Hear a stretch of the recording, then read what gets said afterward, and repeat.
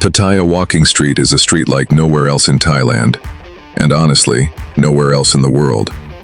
But not for the reasons most people think.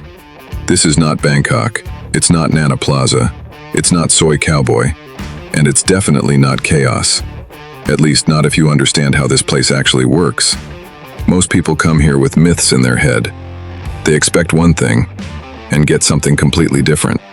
Some leave excited, some leave disappointed, and some leave wondering what went wrong. Here's the truth. Most people fail on Walking Street not because it's dangerous, but because they misunderstand how this place works. This street is designed. It has rules. It has patterns. And once you see them, everything changes. In this video, I'll break down Pattaya Walking Street exactly as it is, who it's really for, why many experienced guys don't spend much time here, where people lose money, and how to enjoy it without turning the night into a mistake. No hype, no scare stories, just real, on-the-ground experience.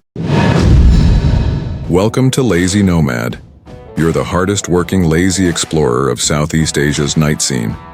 We venture into the neon wilderness so you can enjoy the adventure from the comfort of your couch. From the electric avenues to the hidden corners of nightlife unknown, Lazy Nomad braves the buzzing streets and sultry sounds to bring you the most captivating walking tours and cultural deep dives. With a blend of humor, insight, and the occasional lazy detour, we're your authoritative guide to the nocturnal wonders of this vibrant region. Remember, in the world of Lazy Nomad, every night is an adventure waiting to be lazily explored. Our motto is, working tirelessly so you don't have to, unless it's to hit the subscribe button.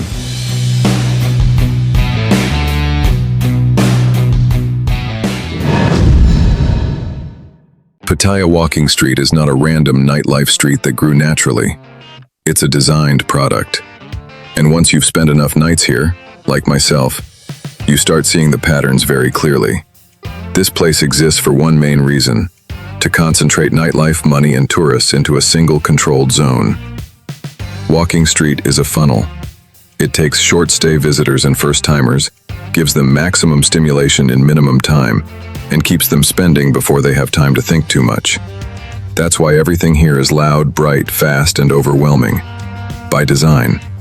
Who does it attract? Mostly first-time visitors, tour groups, and people in Pattaya for just a few nights who want to see everything in one place.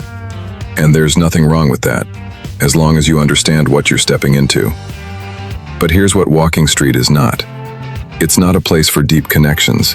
It's not where slow nights happen. And it's definitely not budget-friendly compared to other parts of Pattaya.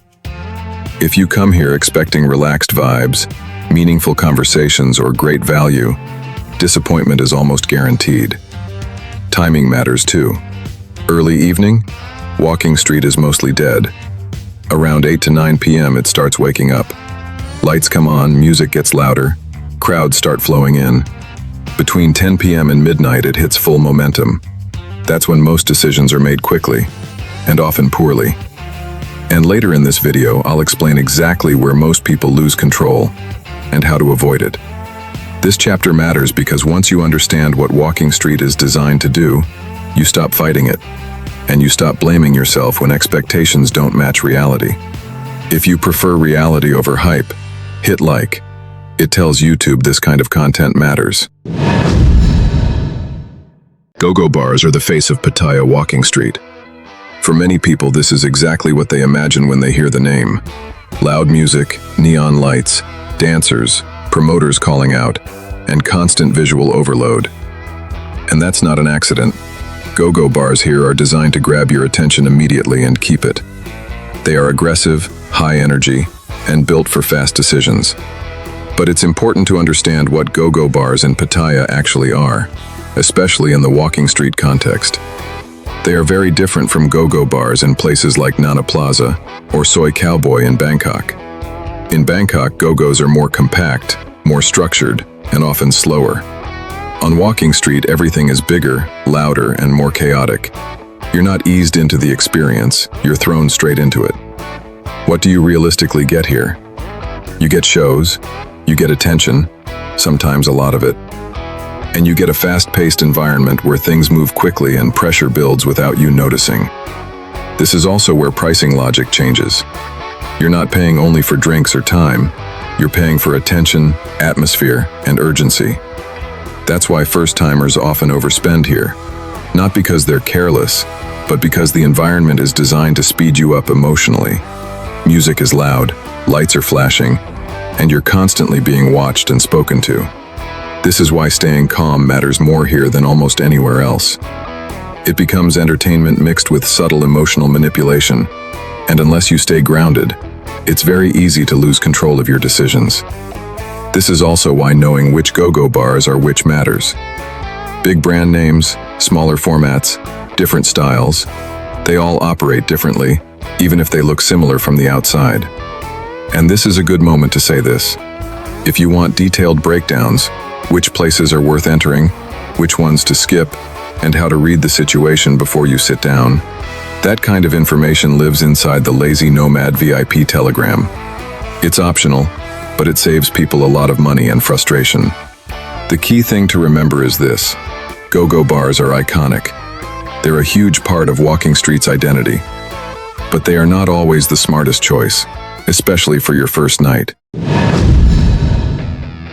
And just when you think you've seen everything Walking Street has to offer, you step into the Russian clubs, and suddenly it feels like a completely different movie. These venues exist for a specific reason. They cater to a very specific taste: polished looks, model vibes, tall heels, and highly choreographed shows. The vibe here is different from most Thai go-go bars. These clubs are performance-based, not interaction-based.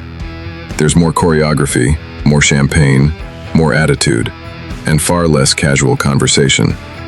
You're watching a show, not building a connection. Some people love this. If you enjoy high-gloss entertainment and a premium atmosphere, these places can feel impressive and exclusive. They tend to attract big spenders who are comfortable paying for image and presentation. But they're not for everyone. If you're looking for warmth, easy interaction, or a more personal experience, these clubs often feel cold and transactional. This is where many Western tourists misread the situation. They walk in expecting the same dynamic as smaller Thai go-go bars, but that's simply not how these venues are designed. Pricing reflects that. You're paying for presentation, exclusivity, and status, often with subtle pressure to upgrade as the night goes on. Visually, these clubs are stunning. They do exactly what they're built to do. But for most people, especially first-timers, they're often overpriced for what they actually want from a night out. Understanding that difference saves a lot of frustration. Hostess bars and beer bars are often quietly ignored.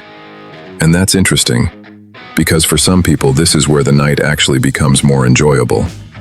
Hostess bars on Walking Street are very different from what you might know from places like Soi 6 or LK Metro. In those areas, things are faster, more direct, and often more transactional. On Walking Street, Hostess and beer bars tend to move at a slower pace. The focus here is conversation first, not performance. You're sitting down, you're talking, you're not being rushed from decision to decision. That alone changes the entire dynamic of the night. The biggest advantage of these bars is simplicity. It's easier to have a real conversation, it's easier to read the situation, and it's easier to stay in control of your choices. Of course, there are downsides. These places are still on Walking Street, so prices are tourist level, not local bargains. You're paying for location and convenience, not hidden value. But for the right person, that trade-off makes sense. Hostess and beer bars work best for people who prefer calm over chaos, conversation over spectacle, and connection over constant stimulation. They're not flashy, they don't scream for attention, and that's exactly why some people end up having a better night here than anywhere else on Walking Street. Nightclubs on Walking Street look exciting, and visually they absolutely are. Big lights, loud music, packed dance floors. But it's important to understand what these clubs are actually built for. At their core, Walking Street nightclubs are built around music, crowds, and bottle service culture, not social interaction. Most tables are booked in groups, most attention flows toward bottles, and most energy stays inward, not outward. Now, to be fair, If you're ready to dance until sunrise, Walking Street delivers. Republic is the king of Pattaya nightclubs. I've ended so many nights there that the staff could probably spot me in a crowd of 500. Massive lights, a sound system that hits like a train, and DJs from all over the world. International crowd, locals, freelancers.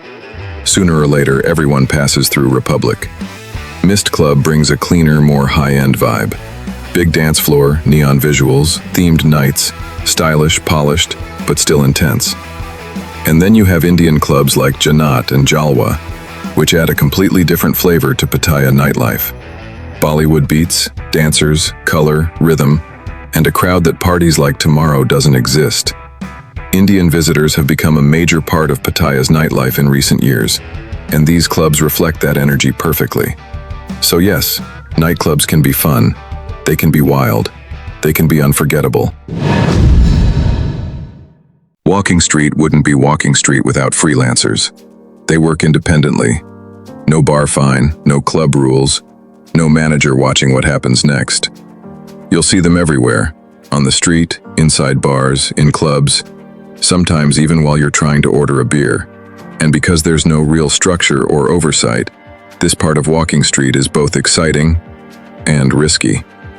Some freelancers are friendly, honest, and straightforward. Others are pushy. Some will try to rush things, and some are simply not who they present themselves to be. This is where most bad experiences start. The biggest red flags are easy to spot if you stay calm. Pushy behavior, fast escalation, pressure to decide immediately. Walking Street freelancers are riskier than in other areas because everything here is amplified. There's noise, there's alcohol, there's crowd pressure. Urgency kicks in, judgment drops, and decisions get made faster than they should. That's the psychological trap. If you decide to interact with freelancers here, keep your expectations realistic, your awareness sharp, and your wallet somewhere safe. You can always walk away, and in this area, that's often the smartest move. One basic thing to remember: all of this nightlife is a business. Every venue, every bar, every club is built to make money. That's not a secret, and it's not a bad thing. Their job is to make you spend more. Your job is to decide when it makes sense for you. No matter how friendly the atmosphere feels, you're a customer, not a friend. Once you truly understand that, navigating Walking Street becomes much easier, and your nights become a lot more enjoyable. Let's talk about the rules that separate good nights from disasters. First, alcohol management. Most bad decisions here don't start with money. They start with too much alcohol. Slow down. Drink water. You don't need to keep up with the environment. Second, payment rules. Know what you're paying for before you agree. If something feels unclear, rushed, or confusing, that's already your answer. Third, saying no without conflict. You don't need explanations. A calm, "No thank you," and moving on is enough. Confidence removes pressure faster than arguments ever will. Fourth, leave early, not late. If a situation starts feeling uncomfortable, confusing, or off, leave immediately. Walking away early almost always saves money, time, and regret. And this brings us to the most important rule of all. You can always walk away. No deal is final. No situation is mandatory. No night is ruined by leaving. Confidence and calm save more money here than any negotiation skill ever will. This isn't about fear. It's about awareness. Once you understand how the game works, you stop fighting it, and you start enjoying the night on your own terms. This channel is about real experiences, not hype. Subscribe if you want that. So, is Walking Street worth it? The honest answer is, it depends on who you are and what you're looking for. Walking Street works well for first-timers, for people who want to see it once, for those who enjoy high energy, crowds, lights, and chaos, all in one place. If you're curious, short on time, and want to experience Pattaya's most famous nightlife strip, Walking Street makes sense. But if you're looking for deeper connections, better value, or nights that don't feel rushed and overwhelming, then Walking Street is not the best option, and often not even close. That's the part many people miss. Pattaya is not just Walking Street. It's only one piece of a much bigger nightlife puzzle. Where Walking Street really fits is as a starting point, not the destination. A place to understand the scene, then move on smarter. So, my personal take? Walking Street isn't bad. It isn't magic either. It's intense, loud, and designed to move fast. If you understand that, you can enjoy it. If you don't, it can easily disappoint you. If you want to learn more about Pattaya beyond Walking Street, subscribe to the channel. More guides are coming, and they go much deeper than what you usually see on YouTube. And if you want real insider intel, maps, updated prices, places that actually work better than Walking Street, and a community that looks out for each other, everything lives inside the Lazy Nomad VIP Telegram. It's optional depth, not hype. Nightlife intel, real-time updates, and people who actually live here and share what's really happening. Is Walking Street overrated or just misunderstood? Let me know what you think. Thanks for tagging along with Lazy Nomad. Until our paths cross again in the neon-lit streets of Southeast Asia, keep exploring, but always keep it lazy. Good night, and see you on the next adventure.